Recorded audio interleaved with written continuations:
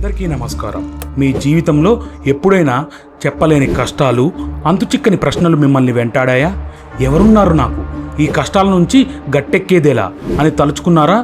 నిజానికి మనిషికి ఆపద వచ్చినప్పుడు అదృశ్య శక్తిని నమ్ముకోవడం సహజం. మరి మన పూర్వీకులు అంటువ్యాధులు ఊళ్లను చుట్టుముట్టినప్పుడు, పంటలు పండక ఆకలి కేకలు వేసినప్పుడు, ప్రకృతి ప్రకోపించి సర్వనాశనం చేసినప్పుడు ఎవరి అండ చూశారు? ఎవరిని నమ్ముకొని నిలబడగలిగారు? ఆ కష్ట సమయాల్లో వారికి ఒక అదృశ్య శక్తి అండగా నిలిచిందా? మన తెలుగు నేల గుండెల్లో తరతరాలుగా దాగి ఉన్న ఆ అదృశ్య శక్తి ఏమిటి? ఈ ప్రశ్నలకు సమాధానం వెతుకుతూ మనం తెలుసుకోవలసిన ఒక గొప్ప సాంప్రదాయం ఉంది. అదే మన గ్రామ దేవతలు. వారు కేవలం గుడిలోని రాతి బొమ్మలు కాదు, మన తాత ముత్తాతల ఆశలు, వారి కన్నీళ్లు, వారి ధైర్యం, వారి జీవన పోరాటాలకు సజీవ సాక్ష్యాలు. అసలు ఈ దేవతలు ఎందుకు వెలిశారు? కేవలం నమ్మకమా, లేక దీని వెనుక ఏదైనా శాస్త్రీయ కారణం ఉందా? గ్రామాన్ని, మనల్ని, మన పాడి పంటల్ని కాపాడడానికి అమ్మవార్లు ఎలా వెలిశారు? వారి ఆచారాల వెనుక ఉన్న లోతైన సైన్స్, వారి కథల్లోని సామాజిక పాఠాలు మీ జీవితాన్ని, మీ కుటుంబ బంధాలను ఎలా ప్రభావితం చేస్తాయో మీకు తెలుసా? ఇది కేవలం ఒక వీడియో కాదు, మీ మూలాలను, మీ అస్తిత్వాన్ని, మీ వారసత్వాన్ని అర్థం చేసుకునే ఒక అనివార్య ప్రయాణం. ఈ వీడియోను చివరి వరకు చూడండి. మీ మనసును కదిలించే ఎన్నో నిజాలు మీకోసం ఎదురు చూస్తున్నాయి. Welcome to MAK facts.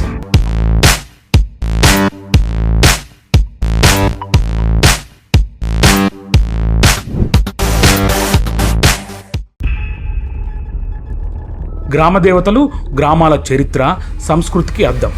వీరు శక్తి స్వరూపిణులు, భయంకర రూపంలో కనిపిస్తారు. ఈ దేవతలు వేప చెట్ల కింద, పాము పుట్టలలో, ఊరి పొలిమేరలలో, పంట పొలాల మధ్య లేదా బయటి ప్రదేశాలలో ఉంటారు. వారి గుళ్ళు సాధారణంగా చిన్న రాతి కట్టడాలుగా ఉంటాయి.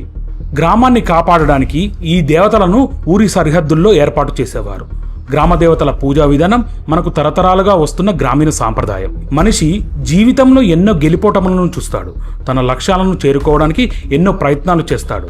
సృష్టికి మూల కారణం మాతృదేవత అని మన పూర్వీకులు నమ్మారు. ఆమెను సంతోషపెట్టడానికి ప్రార్థనలు, మంత్రాలు, పవిత్ర కార్యాలు, కఠిన నియమాలు, బలులు వంటివి చేసేవారు. గ్రామాల్లో వెలిసిన దేవతలను, ముఖ్యంగా స్త్రీ దేవతలను గ్రామ దేవతలు అంటారు. పూర్వకాలంలో దూరంగా ఉన్న పెద్ద దేవాలయాలకు వెళ్ళలేని వారు తమ గ్రామంలోనే అమ్మ దర్శనం చేసుకున్నామనే తృప్తిని పొందడానికి గ్రామదేవత వ్యవస్థను పెద్దలు ఏర్పాటు చేశారు. ఈ దేవతల ప్రతిష్ట వేద, స్మర్త, ఆగమశాస్త్ర పండితుల చేత శాస్త్రీయంగా జరుగుతుంది. భక్తి, ఓపిక ఉన్నవారిని పూజారులుగా నియమిస్తారు. వారి వంశం వారే గుడి బాధ్యతలను చూసుకుంటారు. దేవతల కింద బీజాక్షరాలున్న యంత్రాలు సరైన ముహూర్తంలోనే వేయబడతాయి. కాబట్టి గ్రామ దేవతలు శక్తివంతమైన వారని, భక్తుల కోరికలు తీర్చగలవారని నమ్ముతారు. ప్రతి సంవత్సరం ఆలయ ప్రతిష్ఠ జరిగిన సంవత్సరం, నెల, తిథినాడు పవిత్రోత్సవం చేయాలి. దీనివలన అమ్మకు మన ద్వారా కలిగిన అపవిత్రత తొలగిపోతుందని నమ్మకం. గ్రామ దేవతలు కేవలం భక్తికి మాత్రమే పరిమితం కాదు. గ్రామీణుల జీవితంలో భయం, రక్షణ రెండూ వారితో ముడిపడి ఉంటాయి. వారిని నిర్లక్ష్యం చేస్తే రోగాలు వస్తాయని నమ్ముతారు. కానీ అదే సమయంలో గ్రామాన్ని, ప్రజలను, పశువులను కష్టాల నుండి, శత్రువుల నుండి కాపాడతారని కూడా విశ్వసిస్తారు. ఊరి పొలిమేరలు, పంట పొలాలు, చెరువులు, నీటి వనరులు కాపాడడం వారి నిత్యకృత్యాలుగా భావిస్తారు. ఈ దేవతల ద్వంద్వ స్వభావం మనుషులకు, ప్రకృతికి మధ్య ఉన్న సంబంధాన్ని స్పష్టంగా చూపిస్తుంది. కొన్నిసార్లు వరదలు, కరువులు, రోగాల వంటి విపత్తులను కూడా తెస్తుంది. ఈ ప్రకృతి శక్తులను దేవతలుగా కొలవడం ద్వారా గ్రామస్తులు ప్రకృతిలోని మార్పులను అర్థం చేసుకొని వాటిని ఎదుర్కోవడానికి ఒక మార్గాన్ని కనుగొన్నారు. ఇక దేవతల ఉగ్ర రూపం ఆచారాలను మరింత ఖచ్చితంగా పాటించేలా గ్రామస్తులను ప్రోత్సహించింది. అందరూ కలిసి పనిచేసేలా ప్రేరేపించింది. ఇలా గ్రామ దేవతల రక్షణ స్వభావం కష్టాల్లో ఆశను, ధైర్యాన్ని ఇచ్చింది. ఈ విధానం కేవలం మతం కాదు, మనుషులు బ్రతకడానికి, ప్రకృతితో కలిసి జీవించడానికి పూర్వం నుండి వస్తున్న ఒక గొప్ప పద్ధతి. గ్రామ దేవతలు మన పూర్వీకుల కాలం నుంచి ఉన్నారు. అప్పట్లో మనుషులు ప్రకృతి శక్తులకు భయపడి వాటిని దేవుళ్లుగా కొలవడం మొదలుపెట్టారు. మొదట్లో చెట్లు, రాళ్ళు, జంతువులనే దేవతలుగా పూజించేవారు. భూమిలో, నీటిలో దొరికిన కొన్ని రాళ్లను కూడా గ్రామదేవతలుగా నమ్ముతారు. ఈ దేవతల్లో స్త్రీ దేవతల ప్రాముఖ్యత ఎక్కువ. ఎందుకంటే పూర్వం స్త్రీలు కుటుంబానికి, వ్యవసాయానికి ముఖ్యమైన వారు. జీవనాన్ని ఇచ్చే శక్తిగా, పంటలను పండించే శక్తిగా స్త్రీలను మాతృదేవతగా కొలిచారు. ఇది స్త్రీల ఆర్థిక, సామాజిక పాత్రలను ప్రతిబింబిస్తుంది. పురుష దేవతల కంటే స్త్రీ దేవతలకు ఎక్కువ ప్రాధాన్యత ఇచ్చారు. ఈ నమ్మకం మన దేశంలో దేవతలను పూజించడం వెనుక ఉన్న చరిత్రను చూపిస్తుంది.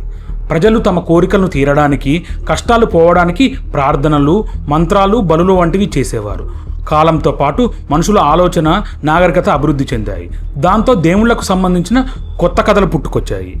ఈ క్రమంలో పూజలు కూడా నిర్దిష్ట విగ్రహాలకు, పద్ధతులకు అనుగుణంగా మారాయి. గ్రామదేవతారాధనలో ఒక ముఖ్యమైన తాత్విక పునాది ఏమిటంటే, ఈ దేవతలు పంచభూతాలైన నేల, నీరు, నింగి, నిప్పు, గాలికి ప్రతీకలు అనే నమ్మకం. ఈ మూలకాలు నిత్యం మన కళ్ళ ముందు కనిపించే దైవాలుగా భావిస్తారు. ఎందుకంటే ఇవి మన రోజువారీ జీవితానికి చాలా అవసరం.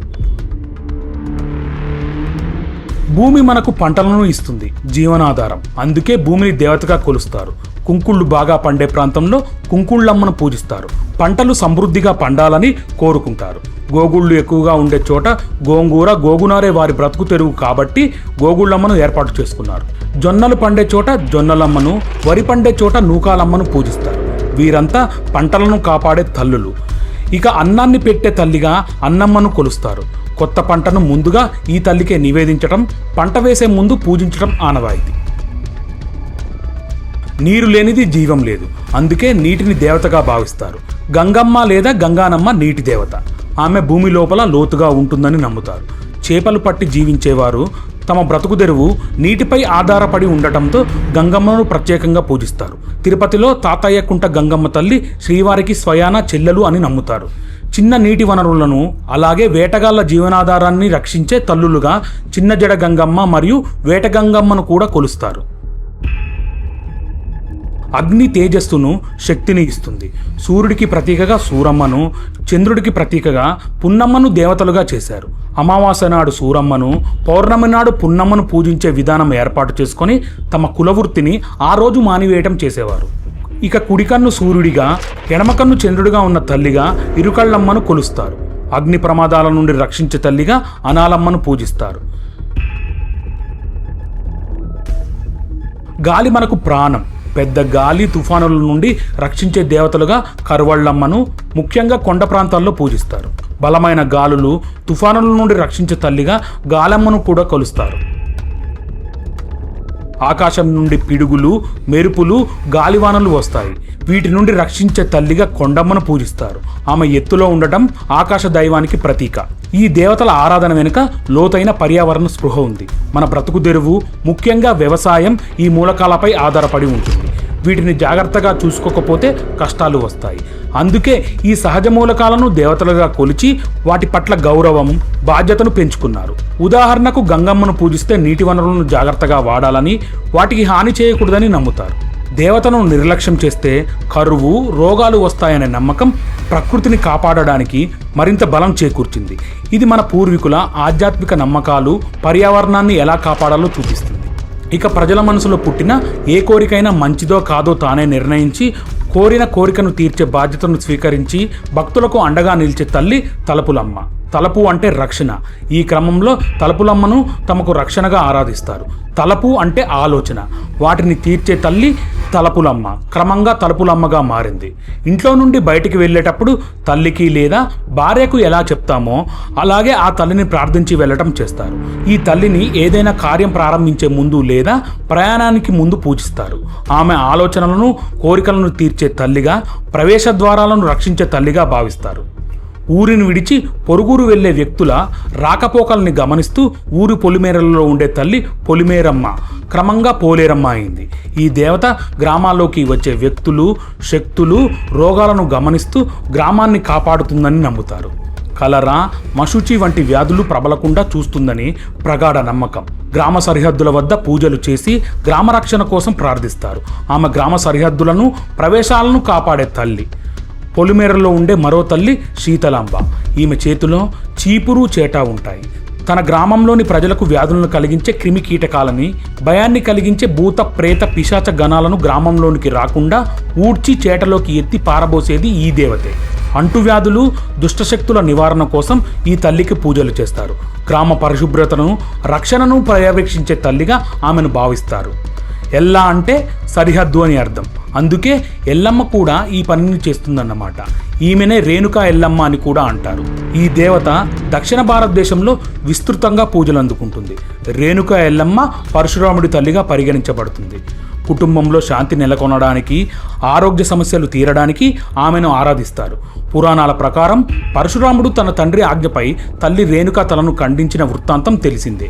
కానీ కొన్ని స్థానిక కథల ప్రకారం ఆ తల మాదిగవాడలో పడిందని, అప్పటి నుండి మాదిగలు రేణుకను తమ కులదేవతగా కొలుస్తున్నారని చెబుతారు. చర్మ వ్యాధులు, మశూచి నివారణ కోసం వేప ఆకులతో అలంకరించి పూజలు చేస్తారు. ఈమె సరిహద్దులను కాపాడే, రోగాలకు అంతం పలికే తల్లిగా, కుటుంబ శ్రేయస్సును ప్రసాదించేదిగా నమ్ముతారు. ఎల్లమ్మ తల్లి తన భక్తులకు ఎటువంటి వ్యాధులు రాకుండా నివారించేదైతే పోచమ్మ పోషణను కలిగిస్తుంది. ఇక్కడ పోషణ అంటే కేవలం ఆహారం అందించడం మాత్రమే కాదు, గ్రామస్తుల ఆరోగ్యం, శ్రేయస్సు, పంటల వృద్ధి, పశు సంపద రక్షణ వంటి సమగ్రమైన సంరక్షణను పోచమ్మ తల్లి ప్రసాదిస్తుందని నమ్మకం. అంటువ్యాధుల నుండి కాపాడి గ్రామానికి సుఖశాంతులు చేకూర్చే దేవతగా ఆమెను కొలుస్తారు. ఈమెనే ముత్యాలమ్మ అని కూడా అంటారు. ముఖ్యంగా ఖమ్మం, నల్గొండ జిల్లాలలో మరియు హైదరాబాద్లోని అనేక దేవాలయాలలో ఆషాఢ మాసంలో మహంకాళి పండుగ సమయంలో ముత్యాలమ్మను ప్రత్యేకంగా పూజిస్తారు. ఇక పాములు బాగా సంచరించే చోట ఉండే దేవత పుట్టమ్మ. ఈమె గుడిలో అనేక పుట్టలుంటాయి. అక్కడే సుబ్రహ్మణ్య షష్ఠికి అందరూ పుట్టలో పాలు పోస్తారు. ఈ తల్లినే నాగేశ్వరమ్మ అని కూడా అంటారు. పాము ప్లస్ అమ్మ ఈక్వల్ టు పాపమ్మ అవుతుంది. కాబట్టి ఈ తల్లిని పాపమ్మ అని కూడా అంటారు. సుబ్రహ్మణ్యేశ్వరుడి పేరు మీద సుబ్బమ్మ కూడా ఉంది. ఈమె నాగదేవత. కుండలను, గురుగులను అలంకరించి వాటిపై ప్రత్యేకమైన రూపాలు దిద్ది ప్రతిష్ఠించుకుంటారు. నాగపంచమి వంటి పండుగలలో ఈమెకు పూజలు చేసి పాము పుట్టలకు పాలు పోస్తారు. గ్రామాన్ని మరియు గ్రామస్తులను పాముల నుండి రక్షించే రక్షిత దేవత అని బలంగా నమ్ముతారు. సాధారణంగా 15 ఊళ్ళకు ఒక దేవత ఉంటుంది. మా ఊళ్ళన్నిటికీ అమ్మ అనే అర్థంలో ఆమెను మా ఊళ్ళ అమ్మ అని పిలుస్తారు. మా ఊళ్ళ అమ్మ అని పిలుస్తూ ఉంటే క్రమంగా అది మా ఊళ్ళమ్మ అయింది. స్థానిక జాతరలు, పూజలు ఈ తల్లికి నిర్వహిస్తారు. అనేక గ్రామాలకు రక్షకురాలిగా ఆమెను భావిస్తారు. శంకరుడితో కలిసి అర్ధనారీశ్వర రూపంలో అమ్మవారు ఉంటుంది. ఆ కారణంగా శంకరుడి మెడ మీద అంటే గలము మీద మచ్చ అంటే అంకం కారణంగా అంకగళ్ళమ్మ కాస్త ఆంకాలమ్మగా మారిపోయింది. కడప జిల్లా పులివెందుల తాలూకాలోని బొజ్జాయిపల్లి గ్రామంలో తరతరాలుగా ఈ దేవతను ఆరాధిస్తున్నారు. స్థానిక పూజలు, శివుడితో అనుబంధంగా పూజలు చేస్తారు. శివుడితో సంబంధం ఉన్న శక్తి స్వరూపినిగా, గ్రామ రక్షకురాలిగా ఆమెను కొలుస్తారు. బ్రతుకుకు కావలసిన వర్షాన్ని, పంటను ఇచ్చే తల్లి బ్రతుకమ్మ. బతుకమ్మ పండుగను జరుపుకుంటూ వర్షాలు, పంటల కోసం ప్రార్థనలు చేస్తారు. ఆమె జీవనాన్ని, పంటలను ప్రసాదించే తల్లి. ప్రతి వ్యక్తికి ఇంతకాలం జీవించాలనే ఒక కట్ట అంటే అవధి ఏదైతే ఉంటుందో ఆ కట్టను మేయగల అంటే ఆ అవధిని రక్షించగల అమ్మే కట్టమేయ ప్లస్ అమ్మ, కట్టమేసమ్మ. కాలక్రమంలో కట్టమైసమ్మ అయింది. గ్రామ సరిహద్దుల వద్ద పంటలు వేసే ముందు, కోసే ముందు ఈ తల్లికి పూజలు చేసి ప్రార్థనలు చేస్తారు. ఆమె గ్రామ సరిహద్దులను, పొలాలను రక్షించే తల్లిగా, ఆయుష్ను కాపాడేదిగా భావిస్తారు. గ్రామ ప్రజల మంచిని చూసే అమ్మే కన్నమ్మ. ఎప్పుడు సత్యాన్ని చూస్తూ ఉండే తల్లి సత్య ప్లస్ అమ్మ సత్యమ్మగా పేరు పొందింది. అనకాపల్లిలో ఈ తల్లిని పూజిస్తారు. గ్రామ శ్రేయస్సు కోసం, న్యాయం కోసం ఈ దేవతలకు ప్రార్థనలు చేస్తారు. వారు మంచిని చూసే, సత్యాన్ని కాపాడే తల్లులు. స్వచ్ఛమైన అమ్మ అనే అర్థంలో అచ్చసు ప్లస్ అచ్చ ఈక్వల్ టు స్వచ్ఛ అనే 2 పదాల కలయికతో అచ్చమ్మ అయ్యింది. స్థానిక పూజల్లో ఆమెను స్వచ్ఛతకు ప్రతీకగా కొలుస్తారు. అలాగే పుల్ల అంటే వికసించిన కళ్ళున్న అమ్మ, పుల్లమ్మ. ప్రతి విషయాన్ని ఎంతో శ్రద్ధగా పరిశీలించి చూస్తుంది కాబట్టి ఆమె పుల్లమ్మ అయింది. స్థానిక పూజల్లో జ్ఞానం కోసం ఈ తల్లిని ప్రార్థిస్తారు. ఆమె వికసించిన కళ్ళతో అన్నిటిని చూసే జ్ఞానాన్ని ప్రసాదించే తల్లి. ఇక ప్రతి శుభకార్యానికి నైవేద్యం అర్పించుకునే చోట ఉన్న తల్లి అర్పణ ప్లస్ అమ్మ, అర్పణలమ్మ. క్రమంగా అప్పలమ్మ అయింది. బెల్లం బాగా ఉన్న ప్రాంతాల్లో ఈ తల్లికి అప్పలు చాలా ఇష్టమని భావించి భక్తులు అప్పలు ప్లస్ అమ్మ, అప్పలమ్మ అన్నారు. శుభకార్యాలకు ముందు అప్పలను నైవేద్యంగా పెడతారు. ఆమె నైవేద్యాలను స్వీకరించే, శుభాలను ప్రసాదించే తల్లి. అమ్మవార్ల ఊరేగింపులో అన్నిటికన్నా చిన్నది బాలా త్రిపుర సుందరి. విగ్రహానికి సమానమైన పెంటి ప్లస్ అమ్మ అంటే చిన్నదైన అమ్మ కాబట్టి పెంటమ్మ అయింది. స్థానిక పూజల్లో ముఖ్యంగా చిన్నపిల్లల ఆరోగ్యం కోసం ఈ తల్లిని పూజిస్తారు. ఆమె బాల స్వరూపినిగా, పిల్లలను రక్షించే తల్లిగా భావిస్తారు. భోజనాన్ని అందించగల తల్లి అనే అర్థంలో బోనముల ప్లస్ అమ్మ, బోనాలమ్మ. అయ్య అయిన శంకరుడికి అమ్మ అంటే భార్య కాబట్టి ఈమెను అయ్యమ్మ అని కూడా కొన్ని చోట్ల పిలుస్తారు. బోనాలను సమర్పించి శివుడితో అనుబంధంగా పూజలు చేస్తారు. ఆమె భోజనాన్ని ప్రసాదించే తల్లి, శివునికి భార్య. లలితాంబ బడాసురుణ్ణి చంపేందుకు గుర్రాల మీద కూర్చున్న స్త్రీ సైన్యంతో వెళ్ళింది కాబట్టి గుర్రాల ప్లస్ అమ్మ గుర్రాలమ్మ అయింది. యుద్ధాలలో విజయం కోసం, రక్షణ కోసం ఈ తల్లికి పూజలు చేస్తారు. ఆమె గుర్రాలపై వచ్చి శత్రువులను సంహరించే శక్తి స్వరూపిణి. ఇక ఊరి పేరును బట్టి పిలుచుకునే దేవతలు కొందరు ఉన్నారు. సోమప్రోలు ప్లస్ అంబ, సోమపోలాంబ అన్నారు. సోమప్రోలు అనే గ్రామం ఉత్తరాంధ్ర శ్రీకాకుళం జిల్లాలో సోంపేట, అనకాపల్లిలో కూడా ఈ తల్లిని పూజిస్తారు. భారతదేశంలో గ్రామ దేవతల సంఖ్య అపారమైనది. ప్రతి గ్రామానికి ఒక్కొక్కసారి ప్రతి వాడకు ఒక ప్రత్యేకమైన దేవత ఉంటుంది. పార్వతే అమ్మోరుగా గ్రామాలలో గ్రామదేవతై గ్రామాలను రోగాల బారి నుండి రక్షిస్తుందని బలమైన నమ్మకం. ఈ అమ్మోరులు మొత్తం 101 మంది. వీరిలో చాలా మంది స్థానిక కథలు, ఆచారాలు మరియు గ్రామ అవసరాలకు అనుగుణంగా ఆవిర్భవించిన వారే. వీరి ఆరాధన గ్రామీణ జీవనంలో అంతర్భాగం. దక్షిణ భారతదేశంలో గ్రామ దేవతలు మరియు శిష్ట దేవతలు అంటే శాస్త్రీయ దేవతల మధ్య కొన్ని తేడాలు, పోలికలు ఉన్నాయి. గ్రామ దేవతలు సాధారణంగా ఉగ్ర రూపంలో ఉంటారు. వారి పూజారులు బ్రాహ్మణేతరులు. అలాగే మంత్రాలు కూడా ప్రాంతీయ భాషల్లో ఉంటాయి. స్త్రీలు కూడా పూజల్లో పాల్గొంటారు. గుళ్ళు, ఊరి పొలిమేరలలో వేప చెట్ల కింద చిన్న రాతి కట్టడాలుగా ఉంటాయి. దీనికి విరుద్ధంగా శిష్ట దేవతలు ప్రశాంత రూపంలో ఉంటారు. పండ్లు, పలహారాలు వంటి సాత్విక నైవేద్యాలను స్వీకరిస్తారు. వారిని బ్రాహ్మణ పూజారులు సంస్కృత మంత్రాలతో పూజిస్తారు. వారి గుళ్ళు శాస్త్ర ప్రకారం పెద్దవిగా, ఆకర్షణీయంగా ఉంటాయి. ఇక పోలికలు చూస్తే శిష్ట దేవతలను పూజించేవారు రావి, తులసి, వేప వంటి చెట్లను ఆరాధిస్తారు. గ్రామ దేవతల గుళ్ళ వద్ద కూడా ఈ చెట్లను పూజిస్తారు.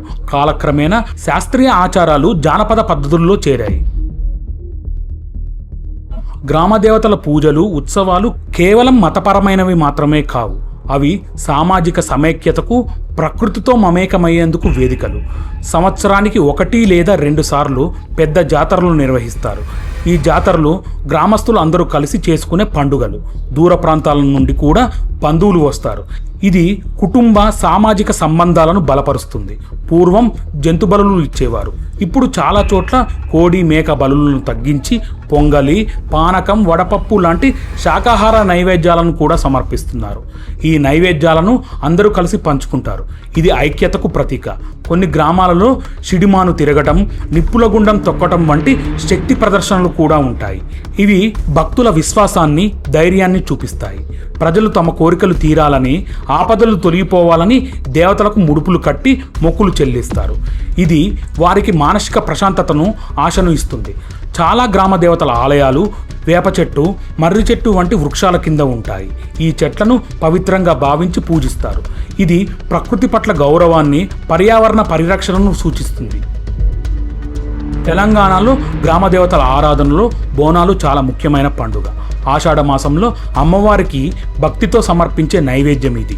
బియ్యం, బెల్లం, పాలు కలిపి వండిన అన్నాన్ని మట్టి కుండలో పెట్టి వేప ఆకులు, పసుపు, కుంకుమ, దీపంతో అలంకరించి తలపై పెట్టుకొని డప్పు చప్పుళ్లతో గుడికి తీసుకువెళ్తారు. ఊరేగింపులో అమ్మవారి సోదరులైన పోతురాజులు పసుపు రాసుకొని, ఎర్రటి దోవతి కట్టుకొని, వేపాకులు పట్టుకొని డప్పు చప్పుళ్లకు తగ్గట్టుగా నాట్యం చేస్తూ ముందుకు నడుస్తారు. కొన్ని చోట్ల రంగు కాగితాలతో అలంకరించిన పల్లకీలను ఊరేగిస్తారు. మరికొన్ని చోట్ల శుభం, సంపద కోసం సిరిముత్యాల ఊరేగింపు కూడా ఉంటుంది. బోనాలు కేవలం పండుగ కాదు, తెలంగాణ ప్రజల జీవన శైలి, నమ్మకం, ఐక్యతకు ప్రతీక. గ్రామానికి సుఖశాంతులు కలగాలని అమ్మవారిని వేడుకునే సామూహిక ప్రార్థన ఇది. ఇక పోతురాజు గ్రామదేవతలకు ఏకైక సోదరుడిగా, వారి రక్షకుడిగా ప్రసిద్ధి చెందాడు.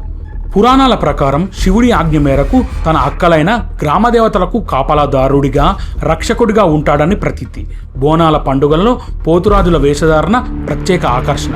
ఒళ్ళంతా పసుపు పూసుకొని, నుదుటిన పెద్ద కుంకుమ బొట్టు పెట్టుకొని, చేతుల్లో కొరడాలు పట్టుకొని డప్పు చప్పుళ్లకు అనుగుణంగా ఉగ్రంగా నాట్యం చేస్తారు. ఈ నాట్యం అమ్మవారిని శాంతింపజేయడానికి, దుష్టశక్తులను తరిమి కొట్టడానికి ప్రతీకగా భావిస్తారు. పోతురాజులు కొరడాతో భక్తులను ఆశీర్వదిస్తూ వారి కష్టాలను దూరం చేస్తారని నమ్ముతారు. వారి ప్రదర్శనలు తెలంగాణ గ్రామీణ సంస్కృతికి, సాంప్రదాయాలకు జీవం పోస్తాయి. పండుగకు ప్రత్యేక ఉత్సాహాన్ని, భక్తిభావాన్ని జోడిస్తాయి. గ్రామదేవతల ఆచారాలు, సాంప్రదాయాల వెనుక లోతైన శాస్త్రీయ, సామాజిక, ఆరోగ్యపరమైన కారణాలు ఉన్నాయి. వేప ఆకులకు యాంటీబయాటిక్, యాంటీసెప్టిక్ గుణాలు ఉన్నాయని సైన్స్ నిరూపించింది. అంటువ్యాధులు ప్రబలకుండా వేప ఆకులు వాడటం వల్ల క్రిములను నివారించవచ్చని పూర్వీకులు గుర్తించారు. పసుపు యాంటీసెప్టిక్ కాగా కుంకుమల సున్నం వాడటం వల్ల క్రిములు నశిస్తాయి. ఇక ఇంటి గుమ్మాలకు పసుపు కుంకుమ పూయటం, పూజలలో వాడటం శుభ్రతకు చిహ్నం. ఆషాఢ మాసం, వర్షాకాల ప్రారంభం. ఈ సమయంలో నీరు కలుషితమై వ్యాధులు ప్రబలే అవకాశం ఎక్కువ. బోనాల వంటి ఉత్సవాలు నిర్వహించడం ద్వారా గ్రామస్తులు సామూహికంగా శుభ్రతను పాటిస్తారు. నీటి వనరులను, పరిసరాలను శుభ్రం చేసుకుంటారు. ఇది వ్యాధుల నివారణకు పరోక్షంగా సహాయపడుతుంది. జాతరలు గ్రామస్తులు అందరూ కలిసి చేసుకునే పండుగలు. ఇది కుల, మత, వర్గ భేదాలు లేకుండా అందరూ ఒక చోట చేరి కలిసిమెలిసి ఉండటానికి దోహదపడుతుంది. నైవేద్యాలను అందరూ కలిసి పంచుకోవటం, సామూహిక భోజనాలు చేయటం వల్ల ఐక్యత పెరుగుతుంది. కష్టాల్లో ఉన్నప్పుడు ఒక శక్తిని నమ్మడం, మొక్కులు చెల్లించటం వల్ల మానసిక ప్రశాంతత లభిస్తుంది. అందరూ కలిసి ఒకే కోరికతో ప్రార్థించటం వల్ల సానుకూల వాతావరణం ఏర్పడుతుంది. వేప, మర్రి వంటి చెట్లను దేవతలుగా పూజించటం వల్ల వాటిని నరికివేయకుండా కాపాడతారు. ఈ చెట్లు పర్యావరణానికి ఎంతో మేలు చేస్తాయి. గంగమ్మ పూజ ద్వారా నీటి వనరుల ప్రాముఖ్యతను గుర్తించి వాటిని శుభ్రంగా ఉంచుకోవాలని స్పృహ పెరుగుతుంది. గ్రామ దేవతలు కేవలం పూజలకే పరిమితం కాలేదు. వారు గ్రామీణ సమాజంలో సామాజిక న్యాయం, కళలు, ప్రకృతి అనుబంధం, ఆశ, ధైర్యం వంటి అనేక ఇతర పాత్రలను పోషించారు. దేవతల ఆలయాలు గ్రామ వివాదాలను పరిష్కరించే వేదికలుగా ఉండేవి. జాతరలు, ఉత్సవాల సమయంలో నాటకాలు, కోలాటాల వంటి కళారూపాలు ప్రదర్శించబడేవి. ఇది గ్రామ సంస్కృతిని సజీవంగా ఉంచింది. గ్రామ దేవతలు నదులు, కొండలు, చెరువులు, అడవులతో ముడిపడి ఉండటం ప్రకృతి పట్ల గౌరవాన్ని గుర్తు చేస్తుంది. కష్టాల్లో ఉన్నప్పుడు గ్రామ దేవతలపై ఉన్న నమ్మకం ప్రజలకు ఆశను, ధైర్యాన్ని ఇచ్చేది. చూశారుగా ఫ్రెండ్స్, మన గ్రామ దేవతలు కేవలం నమ్మకాలు కాదు, వారు మన సంస్కృతి, మన చరిత్ర, మన పూర్వీకుల జీవన విధానాలకు ప్రతీకలు. ఈ వీడియో ద్వారా గ్రామ దేవతల వెనుక ఉన్న లోతైన అర్థాన్ని, సైన్స్ మూలాలను, సామాజిక ప్రాముఖ్యతను మీరు అర్థం చేసుకున్నారని ఆశిస్తున్నాను. ఈ వీడియో మీకు నచ్చినట్లయితే తప్పకుండా లైక్ చేయండి, నలుగురికి షేర్ చేయండి. ఇలాంటి ఆసక్తికరమైన విషయాలపై మరెన్నో వీడియోల కోసం మా ఛానల్ని సబ్స్క్రైబ్ చేసుకోండి. ఇంతకీ మీ ఊరిలో కానీ, మీ ఇంటిలో కానీ ఏ గ్రామ దేవతను కొలుస్తారో వారి గురించి మీకు తెలిసిన విషయాలు ఏమైనా ఉంటే కామెంట్లలో మాతో పంచుకోండి. సర్వే జనా సుఖినో భవంతు.